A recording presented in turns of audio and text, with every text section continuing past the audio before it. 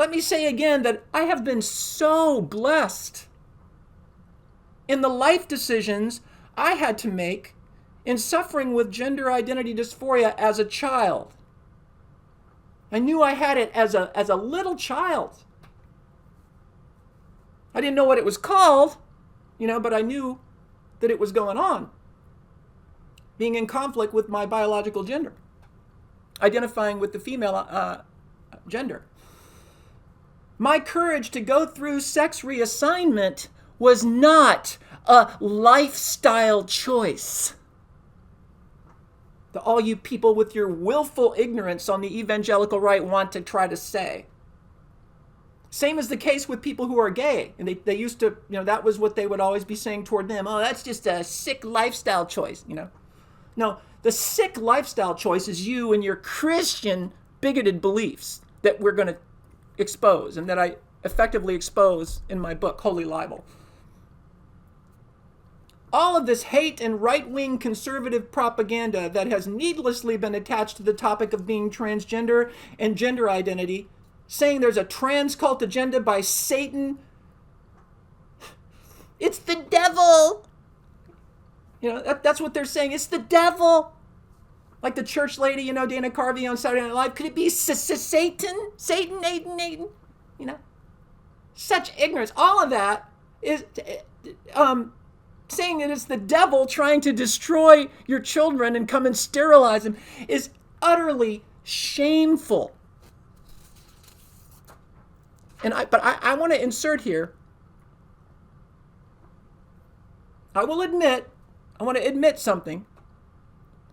That anecdotally, on occasion, there can be some degree of irresponsible discussion about the topic too early, too soon in some public school curriculums. But the unjustified level of hate toward the topic in general at present is largely because so many people, especially on the evangelical Christian conservative right, simply do not want to understand the reality of how one's gender identity can grow completely at odds with one's biological body. It is such a painful, psychologically painful handicap. No different than any other handicap that we can fix.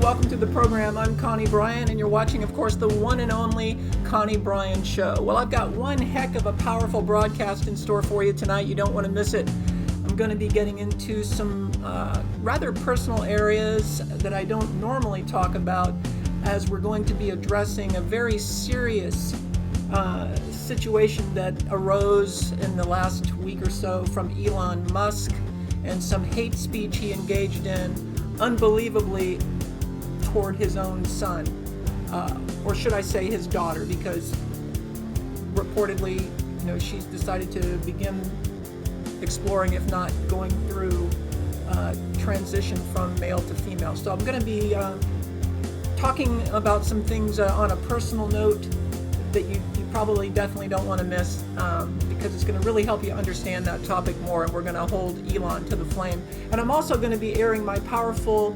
22-minute special report on the evidence that screams, that the events that occurred in Pennsylvania with the attempted assassination of Donald Trump were an inside job. So you don't want to miss it. But first of all, As you know, as all my viewers, my regular viewers know, this is the part of the program where I always like to welcome all of our viewers in our respective markets across the nation, because I'm so excited. We've grown. We've got markets coast to coast now. And so let's begin by welcoming everybody who's tuning in our home base here in the capital of California, Sacramento. Thank you so much for tuning in, as well as everyone watching in our sister city, Davis, right next door, Davis, California. Thank you for watching. And then also we want to welcome our viewers in Truckee, Tahoe. Thank you so much for tuning in. And then moving a little closer toward the Bay Area, welcome to everyone watching in Wine Country in Napa Valley. Thank you for watching the show. And then in the actual Bay Area, we have 2 markets. Welcome to, actually we have 3. Welcome to everyone watching in Berkeley and San Francisco, and also all of you tuning in San Jose at Create TV. Thank you for watching. And then in Southern California, we have a few markets. Welcome to all of you, as always, who are tuning in Pasadena and in Long Beach, also Santa Cruz and Gilroy. Thank you to all of you for watching. I know there's a lot of content out there, so this is important to me to welcome all of our viewers, because you know, there's a lot of content you could be spending your time watching, and I appreciate you seeking out my show. Now, outside of California, we have several markets. Let's welcome all of our viewers in Oregon. We have 2 markets there. Welcome to all of you tuning in Portland at Open Signal, and also Beaverton. Thank you for watching. And then around the middle of the country, middle of the United States, we want to welcome all of our viewers in Denver, Colorado. And then on the East Coast, we have several markets. Welcome to everyone. We'll start at the southernmost point. Welcome to everyone tuning in Salisbury, Maryland. Also, everyone watching in our 2 markets in New York, Staten Island and Manhattan. Thank you for tuning into the show. And moving a little further northward on the East Coast, welcome to everyone tuning in Stratford, Connecticut at Soundview Media. Thank you for watching. And then last but not least, I don't think I've left anyone out. Our most northernmost point on the East Coast, we have 2 markets. Welcome to everyone watching in Keene Station and Bellows Falls, Vermont. I don't think I've left anyone out, and wherever you are worldwide on the web, thanks for tuning into the show. And you can always catch my content on demand on my website at conniebryan.com, also on rumble.com/The Connie Bryan Show, or maybe it's just rumble.com/Connie Bryan, but you'll find it. And if you would, please like the show, because that helps us get around the algorithms that try to hold back truth to power content like this. So if you would like and share the program as much as you can. All right, like I said, later in this special edition, I'm going to be showing you the powerful evidence in my 22-minute special report that shows the events of the recent Trump assassination attempt in Pennsylvania were clearly a complete setup, planned in advance from the inside. But before we get to that, I need to deal with the recent interview Elon Musk gave to Jordan Peterson, in which Elon engaged in some of the sickest form of hate speech that there is, doing so against none other than his own son. You heard me right. To be more accurate, his own daughter, as she reportedly has gender identity disorder, also known as gender dysphoria, and she has adamantly expressed her desire to begin undergoing the process of transitioning from male to female. Now, as some of my viewers know, while I myself have been through sex reassignment and changed my gender back in 1995, I don't make that the centerpiece of my show. I do talk about it fairly intimately in my book, Holy Libel, which is all about my showing my evangelical Christian conservative mother all of the lies and bigotry in the Bible, and how those lies are at the root of all of those who are actively seeking to denigrate those of us who had the courage to do what we needed to do to heal ourselves, to heal our handicap, and be who we really are. In the interview with Jordan Peterson, Elon Musk engages, as I said, in the sickest form of this kind of bigoted hatred as he publicly declares, are you ready for this? Elon publicly declares on Jordan Peterson's podcast, declares his son dead to him. Simply because his son has expressed the need to change their gender. Dead to him. Initially, the viewer hearing this from Elon, initially when you're watching it, you think Elon is saying his son is actually dead. You're like, oh my God, how did he die? Did he commit suicide or something? But finally you realize his son is not really dead, that this is his hatred coming through. The sick degree of lack of understanding and support for his son as he angrily says to Jordan that his son is now dead to him. Furthermore, Musk shamefully tries to say he was tricked. Musk trying to say he was tricked into signing the necessary medical release forms in order for his son to begin hormone therapy and what are called puberty blockers. Elon admits that he was told the gender conflict was to the point that if he didn't allow this for his son, that his son could commit suicide. This is not tricking a parent. This is how mentally depressing such a condition can get for some people. This is absolutely true that a child who has this in a very chronic way can easily get to the point where they're so depressed that they become suicidal. It's not tricking him. Musk angrily and repeatedly continues to denigrate his son, I should say his daughter, and then even makes a threat. All right? It didn't just stop in him saying his son is dead. He makes a threat, a broad threat toward the transgender, I guess you'd say, community, if you want to refer to it like that. Makes a threat saying he's going to put an end to the woke, he calls it the woke trans cult that killed his son.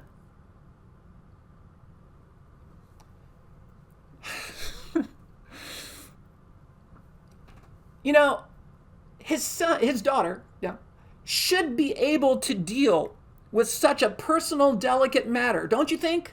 In the complete privacy of their personal life, don't you think? Don't you think that they should be able to deal with this in the personal privacy of their own life and not have their high-profile father elevating into an effing worldwide spectacle, on his MAGA right-wing radical talk show appearances, for God's sake? At a minimum, that should be the case. That he wouldn't make this embarrass his son with this personal information coming out on a worldwide platform like that. Oh, and Elon, let me talk specifically to you, Elon. I've lost track now of the numbers. How many kids do you have with how many women? And after all of your kids have seen this shameful display you made of yourself like a complete dick, like a complete bigoted, ignorant dickhead over something this personal in the life of I'm going to say your daughter, all right? I can only imagine how many Twitter messages and personal texts all of your kids are sending you telling you to shut the fuck up. Telling you to shut up, telling the world about our personal lives, Dad. Now, I want my viewers to understand, when you hear me use the terms bigotry and hate, I do not ever use them lightly. When I use them on the show and in my book, they are dead on and accurately applied. Here toward Elon Musk and Jordan Peterson, who was supporting the hate speak coming from him. And in my book, applied toward my own mother. And others who engaged in the same display of hate and bigotry toward people who are transgender and so many other diverse situations, diversities. Especially toward one's own child who is dealing with such a severely psychologically painful condition, is because it is coming not just from simple ignorance, but it is coming from willful ignorance. Deliberate, selfish, and intentional refusal to show even the most remote degree of effort to try to understand the condition. That's why I spend a fair amount of time on it in my book. In addition to exposing the lies for you to see with your own King James Bible, I spend a fair amount of time helping you understand, what I've been through that helped open my eyes to what true spirituality really is, having gone through it myself. It used to be the gay community and gay marriage, remember that topic that they spewed all the time, this kind of deliberate, willful ignorance condemning gay marriage and the gay community. Remember that back 10, 20 years back, that was the hot hate speech from this evangelical right, spewing deliberate, willful ignorance toward to the gay community and gay marriage in the name of God, falsely in the name of God and morality. Finally, society overall put an end to that. So you don't hear it that much anymore. It's kind of gone under the radar. It still goes on in the evangelical right community. But they know they can't publicly get away with it like they think they can publicly get away with this kind of hate speech right now towards those who are transgender. Society put an end to all of this hate speech toward gay marriage. And since then, like I said, the transgender topic has become their new mantra, their new hateful propaganda, their new hateful propaganda, I can't even say it, in the name of God and morality now. And as I prove in my book, it is nothing but hate speech falsely in the name of God. Now listen to me closely. There is no trans cult agenda, okay? There's no trans cult agenda coming for your children to sterilize them. That's what they're trying to tell you on the evangelical conservative right now. That's the big mantra. Oh, they're coming to sterilize. They're going to come forcibly take away your kids if you don't support your child who's caught up in this woke trans cult. No, they are not coming to take your child away from you.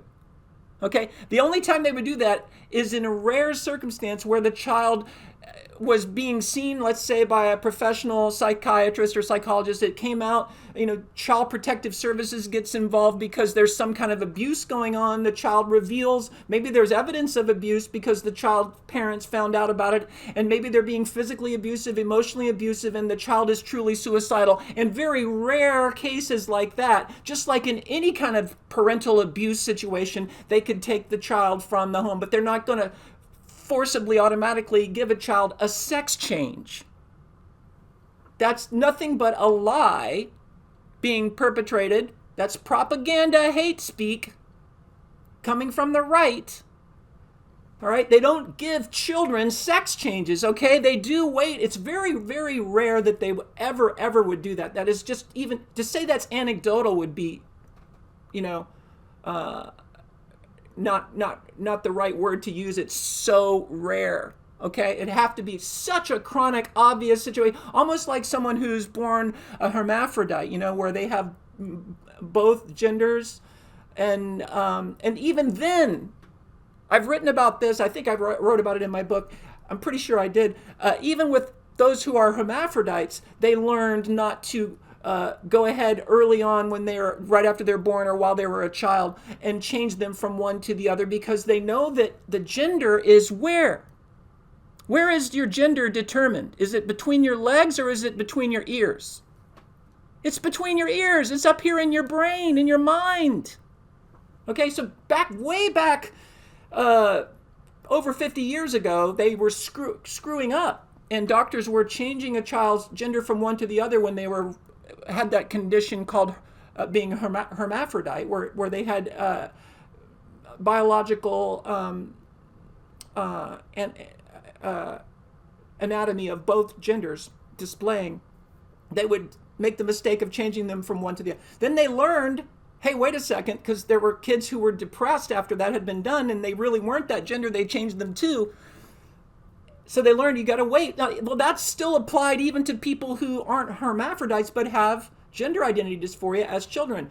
Okay, there's standards of care. They're called the Benjamin Standards of Care, and they are strictly followed. And they do not just give children a gender change. They may allow them to be on puberty blockers, and that's even in rare situations when they're under the care of a psychiatrist.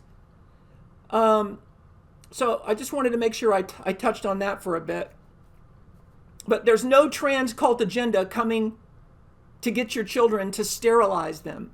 That's just the BS lie that these Christians, Trumpers, are pushing to create hate towards those who are transgender and those who support those of us who are. On the contrary, so let me just say, like I said, that's the evangelical Trumper conservative hate speech spreading at a fever pitch. And I've got news for Elon. I've got news for you, Elon. You are not going to put an end to anything. Okay? On the contrary, Elon, love, understanding, healing, the golden rule are going to put an end to your hate speech. You got it? That's what's going to have an end put to it. Your hate speech. Let me make something crystal clear here. And I'm still talking directly to Elon.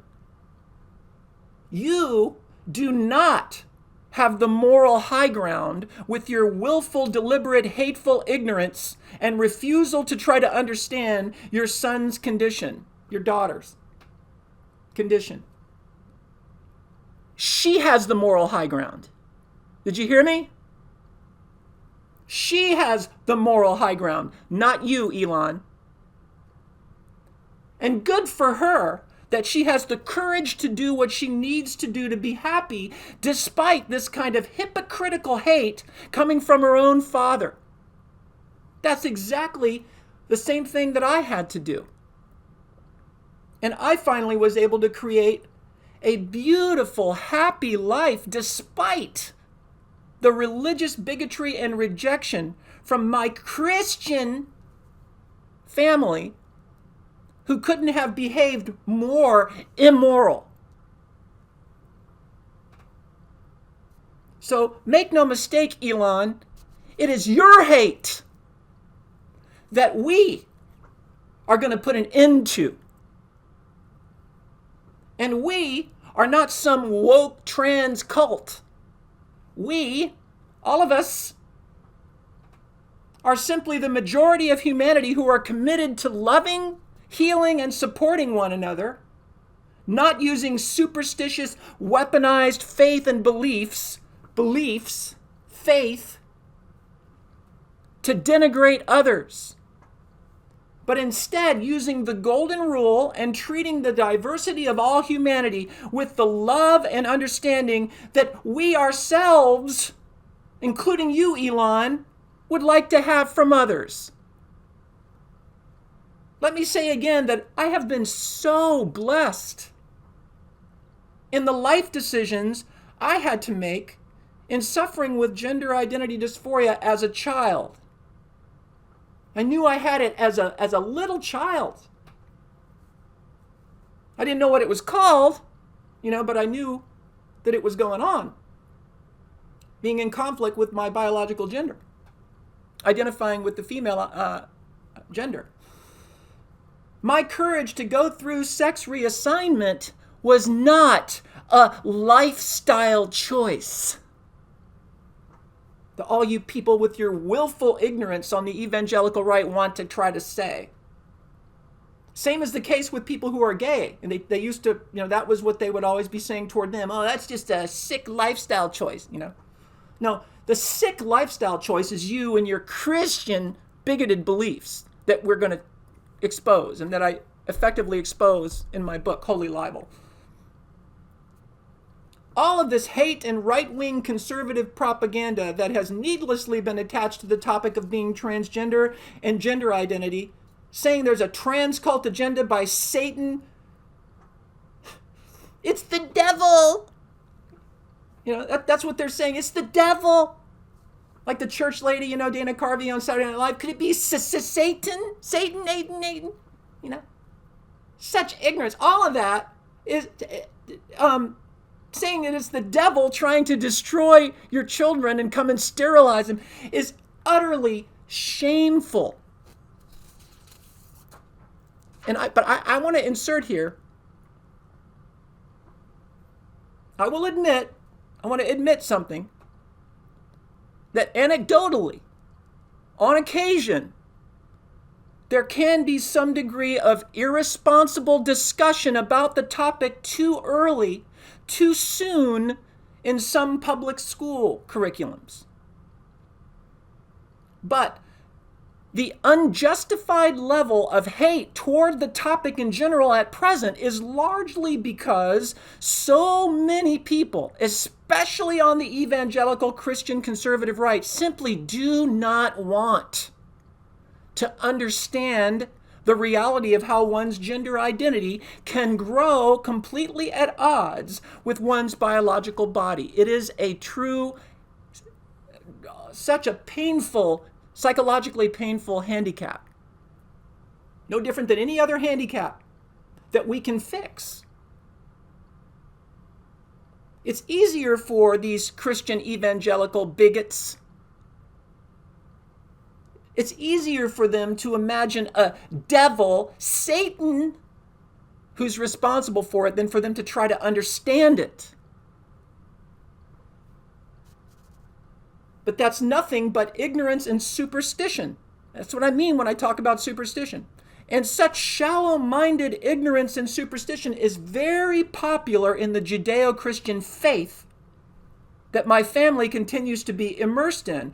And what I prove and detail undeniably in my book, Holy Libel, is that all of those beliefs are man-made lies, falsely attributed to a false image of what God is.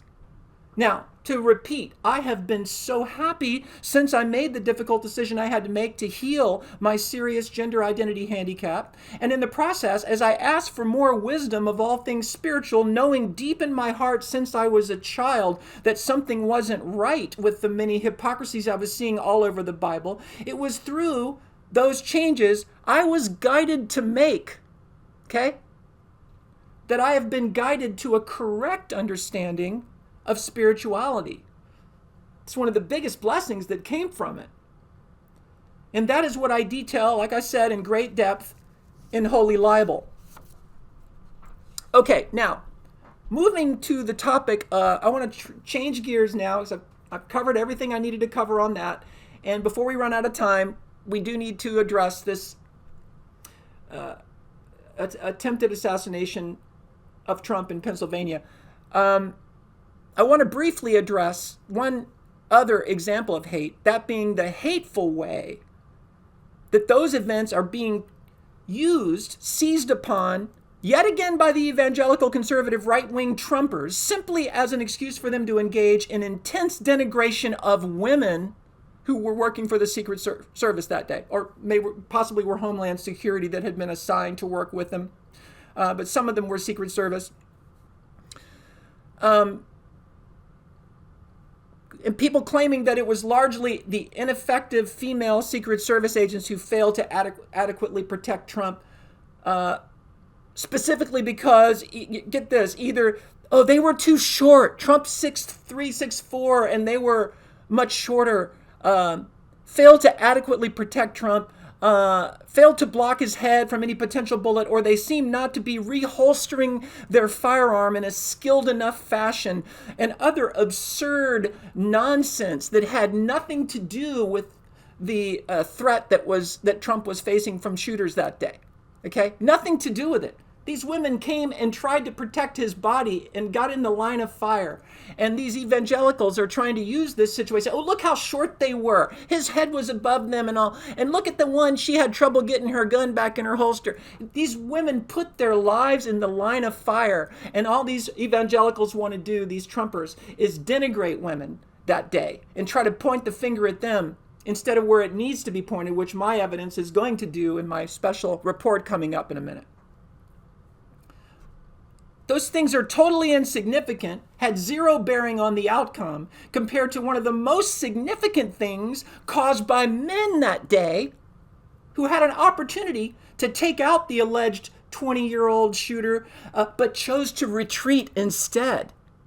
Did you hear about that? And that's going to be in my special report, but let me just say, while we hear these women being denigrated by these Trumpers, foaming at the mouth to spew their disgust that women are being allowed to be in the Secret Service to begin with. Can you believe it? And while we are hearing a large number of them talking out of their ass, claiming that males are superior and that the women there that day showed inferiority on the job, let me shut them all down once and for all as I point out the following fact. Just checking my time here. Sources have now confirmed for a fact that not one but multiple witnesses reported seeing the presence of the alleged shooter holding a long rifle, climbing up and crawling on the roof of one of the closest buildings to the event. And it is confirmed by local police that this was reported to them not a couple of minutes before the shots, but a full half an hour before the alleged shooter finally began firing on the crowd and Trump. Do you know why he wasn't taken out during that time frame? Do you think it was due to any so-called ineffectiveness of female Secret Service or female law enforcement not to protect the former president compared to their male counterparts? No, quite the opposite, actually. It was the male Secret Service officers that didn't stop the event. Okay, overall, it's mostly men, okay? It wasn't mostly females. They're a minority involved. All right, and it was two male officers who, when they finally, two men officers, who when they finally decided to react to the crowd warning them, hollering, and people calling 911 that there was a shooter on the roof, when two male officers finally got up on the roof to look, this has been confirmed by law enforcement officials, they experienced the alleged 20-year-old shooter point his AR-15 in their general direction. How do you think they responded? You tell me if this is effective or ineffective. Wasn't two females, two males. How do you think they responded when they saw the shooter? They got scared, lost their grip at the roof, and fell and ran away. Did not make another attempt, didn't get a ladder like you would do. You would get a ladder, someone would hold the bottom, you'd come up, and the ladder would be held by your partner, nice and firm, because you're going to have to go hands-free when you get to the top of the ladder with your firearm. They didn't go get a ladder and do what training would tell you to do, and go up and be ready when you come over the rooftop to engage. No, that's what I would have done. Many of you don't know my background is Air Force Security Police, and I served as a public servant for a period of time as a deputy sheriff back in Florida. Okay, there's a way to address that. And they didn't do it. These were two men. Nothing, okay, the people on the evangelical conservative right, they're not talking about that, are they? And they just want to denigrate women. All right. We're going to play my special report here, but in closing, let me just say before I do, I want to address all of those who are now ignorantly going around saying that the reason the bullet didn't kill Trump but only grazed his ear is because it was an act of divine intervention. Oh my God. So let me see if I have this straight. And we're going to play the clip. But in closing, let me see if I have this straight.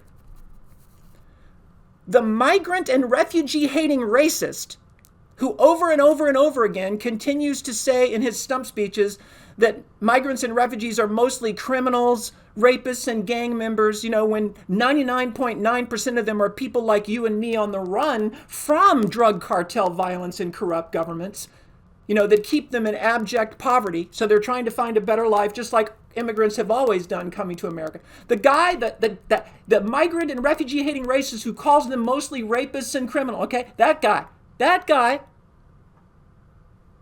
whose current mantra in his stump speeches is that he is going to deport every last one of the illegals who are invaders, he calls them, of our country. You're telling me that guy, the guy who was recorded by Access Hollywood on a hot mic saying he routinely sexually assaults women by grabbing them by the pussy. Remember that? This is who we're talking about, the divine intervention. The guy on a hot mic saying he routinely sexually assaults women, grabbing them by the pussy, and said he does so because he's a star, and because he's a star, they'll let him. That guy. By the way, the guy who said about his own daughter, Ivanka, she's so sexy, if she wasn't my daughter, I'd be dating her. And who recently unsealed, it was recently revealed, in unsealed Jeffrey Epstein documents have revealed that Trump was a close associate of Jeffrey Epstein. You're telling me that guy was protected from being killed with divine intervention. But Corey Comparator, the career public servant fire chief who was shot in the head that day because he was in the line of fire, was denied that divine intervention? Give me a freaking break with that kind of freaking ignorance. Falsely in the name of God, you people have got to wake up. You need to read my book. All right. That's going to have to do it for this episode. Coming up now, my special report on the topic. Until next time, stay safe, and we'll talk to you then.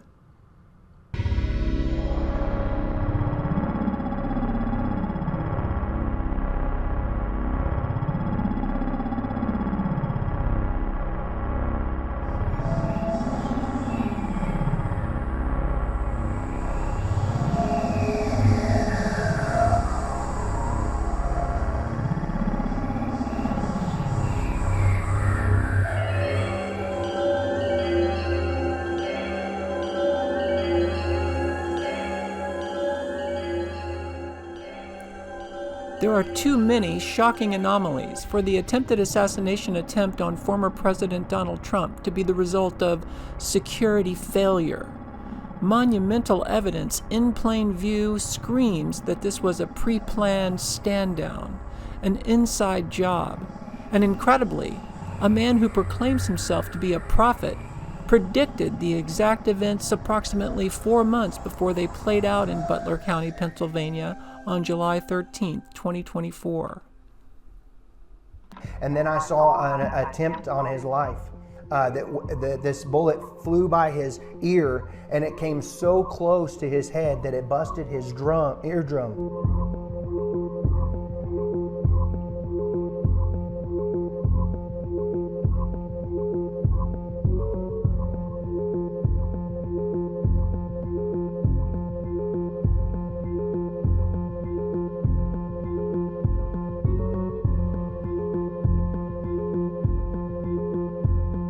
And I saw he fell to his knees during this time frame, and he started worshiping the Lord. He got radically born again during this time frame. I'm talking, people say he's saved now, but he becomes really on fire for Jesus, for what I saw coming. Because the Lord told me, he said, I am not done with America. He said, there's going to be a new wave of patriotism coming out. And that's whenever I saw Trump, and I saw a red wave coming out of Michigan. And then I saw Oklahoma, and there was embers of people, and they had torches all throughout Oklahoma, and they were raising up these torches that looked like fire. And they were bringing forth a new patriotism upon the nation. A new patriotism? Of a giant wave of Trump-voting Christian nationalists carrying torches of fire? That sounds more reminiscent of a dangerous Ku Klux Klan rally. Does this sound like prophecy to you, or a plan to create massive white nationalist division in the name of Donald Trump? And it was being birthed, and it just kept spreading like fire all throughout America, and I saw Trump rising up.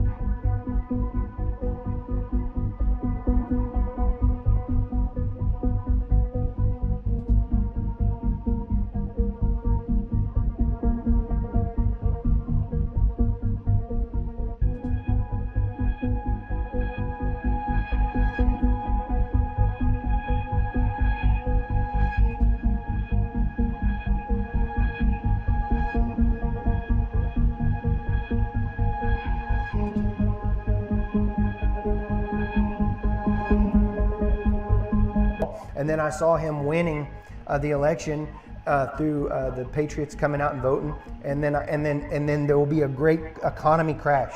Yeah. I saw they had a great economy plan, a crash, worse than the Great Depression. The Secret Service has now admitted they were aware of the threat of Thomas Crooks at least 1 hour before he allegedly fired shots at the former president.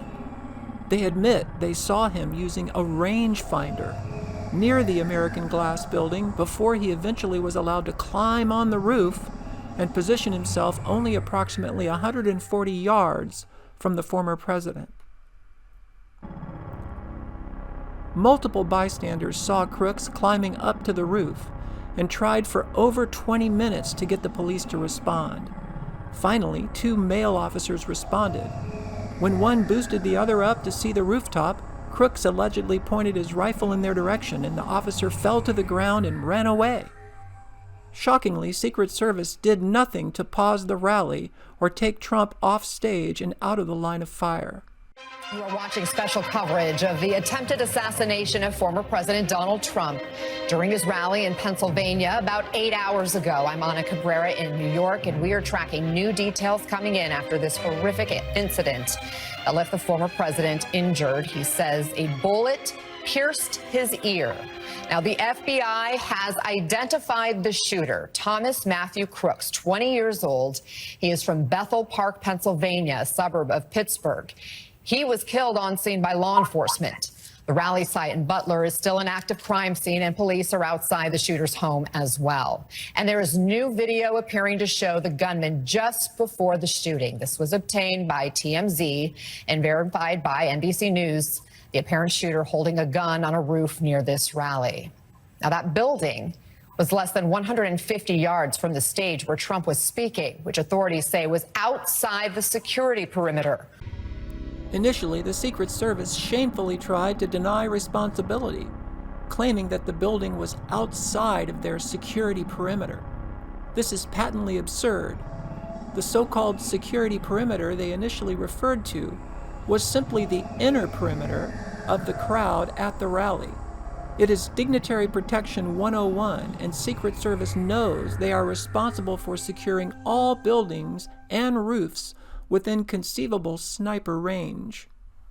We want to show you the full incident again, which played out in just a matter of minutes shortly after Trump began his rally speech.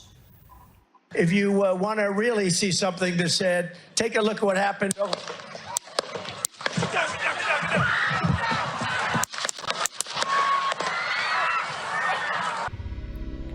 It is also Dignitary Protection 101 for Secret Service to carry the dignitary to the protection of the bulletproof limousine as soon as they believe the threat is over. Listen closely to how many times they try to get Trump to get up and cooperate with them to get out of any further line of fire, as they tell him repeatedly they need to move off the stage to the limousine. Also, as they loudly direct him to move, you can hear Trump initially say no, after which an agent tells him the shooter is down. When they finally get him to stand up and start to try to move off stage, listen to Trump tell them not once but twice, "Let me get my shoes." Then a shocking third time as they start to move, he says, "Wait," in order to work the crowd more, pumping his fist and yelling "fight" repeatedly.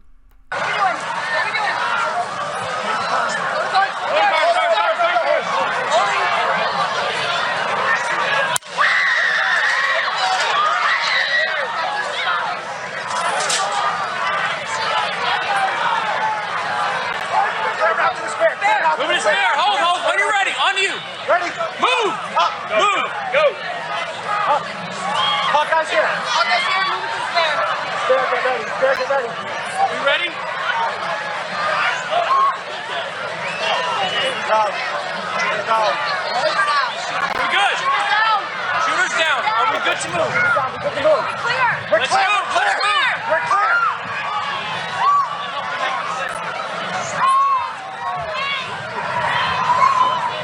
Come on. Let me get my shoes. Let me get my shoes. I got you, sir. Let me get my shoes, sir. Hold that in your head. It's bloody. So we gotta move to the bus. Move to the bus. Let me get my shoes. Okay, shoot down. Shoot. Watch out. Wait.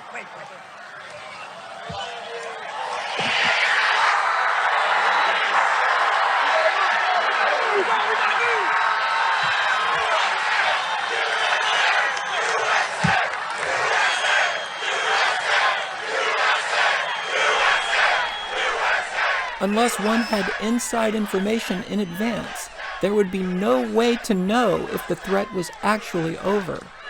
For what seems like an eternity for Secret Service in such a situation, Trump deliberately delayed their efforts to get him to safety, thus unnecessarily placing them all in harm's way, and he even continues to stand above them to work the crowd again as they are trying to get him safely inside the limo.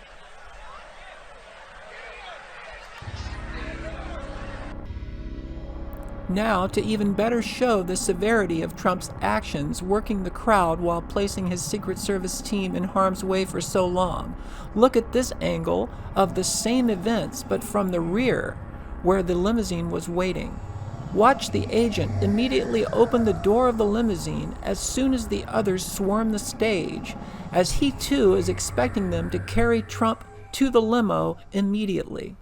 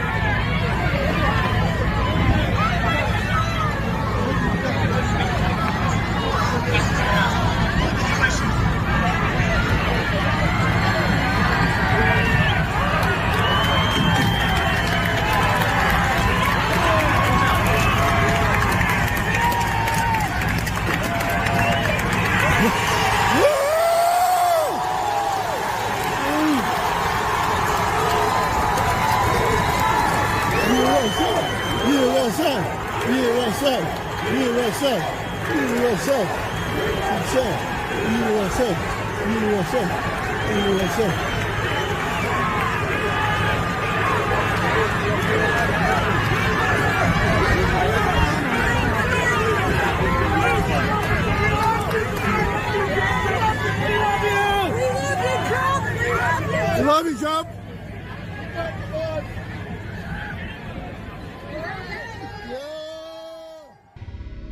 Now let's watch the highly suspicious behavior of this woman in the black hat and sunglasses wearing a white blouse seated at the bottom right of the podium directly behind Trump. Watch her at the moment the shots ring out. Unlike the rest of the crowd, she shows no fear, appearing to be ready for what happened, and on a planned mission to record the events up close with her cell phone. If you want to really see something that's said, take a look at what happened.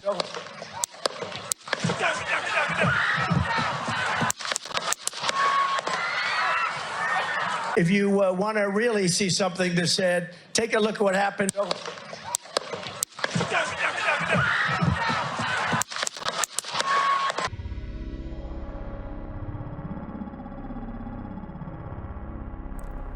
And in closing, listen to the following eyewitnesses that the mainstream news media has ignored because it destroys their false narrative of a lone gunman.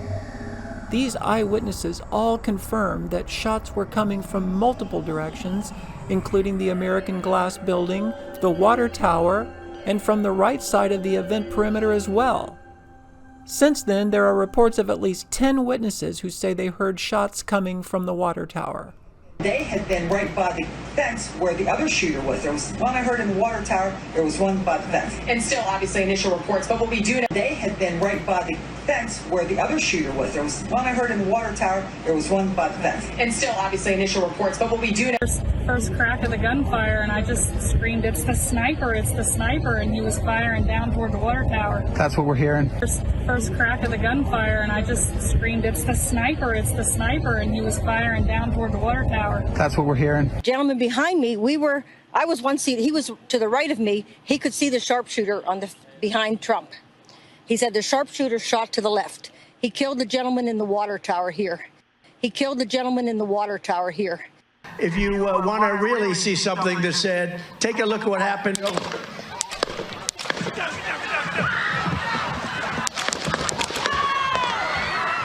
Right now, we're going to zoom in. You can see this dark figure at the very top here as President Trump is speaking right before the shots are fired, and then this person right after, about 4 seconds after the shots are fired, steps out. You can listen to the ducks out of the view.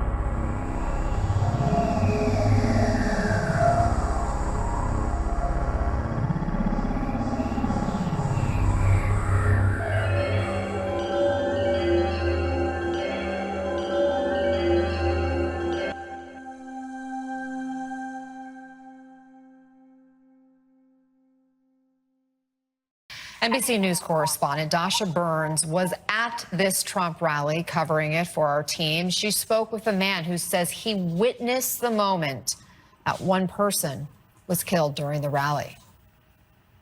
As we just learned, Joseph, you weren't listening to the program here, but Lester Holt, NBC News, just reporting that one of the attendees has deceased, has died from injuries as a result of the shooting.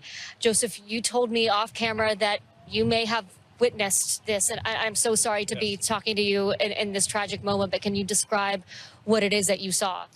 I was attending the rally. I was in the set of bleachers, the very far left of the podium where President Trump was speaking. I was there with friends. I heard several gunshots. The man beside me suffered a gunshot wound to the head, was instantly killed, fell to the bottom of the bleachers. Another woman looked like she got hit in the forearm or hand. And then at that point in time, it was rather chaotic at that point because half the people were looking because they thought it was fireworks. I knew it was gunshots right away. My friend, he hit the deck. I was kind of looking around just trying to see where the shots were coming from. It seemed to me like the shots were coming from behind the bleachers. It seemed to me the man got hit in the head from behind. I was kind of looking around just trying to see where the shots were coming from. It seemed to me like the shots were coming from behind the bleachers. It seemed to me the man got hit in the head from behind. He was killed instantly as far as I could tell. And at that point, it was a state police and a SWAT team, started evacuating the bleachers. And then I helped carry the man out of the bleachers to a tent that was behind the bleachers. You helped carry the man yourself. What was his condition when you were carrying him? He's deceased. He died. How close were you to him? A couple yards. It wasn't very far. Did you know the man? No, it's a complete stranger. They put a towel over his head and then carried him off. And you said there was another woman nearby who was also injured. Where was she in relation to him? I believe she was in the bleachers, either above me or just to the side of him. But it seemed like she was kind of at my flank, and then she flinched, and it looked like she had taken a gunshot wound to the forearm and hand. Joseph, from where I was standing, we heard multiple gunshots, 8 to 11 shots. We've been hearing it replayed on the video here. Do you remember, can you tell, I know it was a chaotic scene, but at what point, was it immediately when you heard the gunshots that he was shot, or was it later on into the firing? The first 7, he was hit and she was hit within the first 7 shots. I counted 7 shots. What was going through your mind? You were right there. I know it happened so quickly, but what can you tell us about those moments? First, I was in shock because I know what gunshots sound like, so I knew they were gunshots. I couldn't tell from where they were coming from. And when I noticed someone got hit, then I noticed, well, it seemed like they were coming from behind me, and it just was pandemonium. And then I heard some more shots, and I couldn't quite tell where they were coming from. But I counted the first 7; they were very loud and very close. And it killed one man and wounded another woman. And Joseph, you told me that you're a doctor, you're an OBGYN. How did that background play into how quickly you were sort of able to assess the situation and know what happened to these individuals and know what was going on? Well, I told the police, I tried to render assistance. I told the police I could render assistance. They had another physician on the EMT team, so they kind of took over. So they didn't really need me, so I kind of helped carry them down initially out of the bleachers. Yeah, I mean, there wasn't, the man that got hit, there was no assistance that needed to be given. And unfortunately, his family witnessed the whole thing. It seemed like he had several family members in the bleacher with him. And they were quite upset. They didn't know, they were in shock. They didn't quite know what was going on. But the man was definitely killed instantaneously. Could you tell us sort of how many family members or people who knew him were with him, and what was their reaction? I thought there was 5 people. 2 of them were relatively hysterical. So, but they were, when we took the man out of the bleachers, he went to the tent. There was an aid tent or some type of tent behind the bleachers where they took the body, and they immediately evacuated the family with them. And 2 out of the 5, it seemed, in shock, hysterical. Like they were still trying to process what was going on. Joseph, from where I was standing, we heard the shots. We saw the president go down. Yeah, I saw President Trump get hit. Yeah. What can you tell us? What details you remember? It seemed like his head was off to the side, and it seemed like he got nicked in the ear. Was that before the Secret Service took him down to the ground, covered him? Right before the Secret Service. I mean, it was maybe, again, it's hard to tell, time dilates when, it seemed like it was a second or 2. Like that first 7 shots that went off, the man got hit. He was killed almost instantly. The woman in the bleachers, she got injured, she got hit in the forearm and the hand. And then in those rounds that were fired, again, I was videoing the event, so that's when I saw Trump get hit. And it seemed to me like he was looking to the side and the round grazed his ear. So. Could you tell the gentleman that was hit in the head what angle he was in relation to the former president, like which direction the bullets were coming from and to? So it looked like he was facing the president at the very far left portion of the bleachers, so he's directly facing it. It seemed to me like the shots were coming from the rear, like behind us. And for me, it seemed like the man was in the way. I guess... In the way of the former president? No, it seemed like the man was in the way of the shots between whoever was shooting the gun and the president. The man was hit. It seemed like he was in the crossfire. An FBI initial report has revealed that Thomas Crooks had multiple encrypted international bank accounts. Also, what officials are calling an explosive detonator device, along with a cell phone, were both found next to his body on the roof of the American Glass building. Does any of this seem to indicate to you that this was the act of a lone gunman?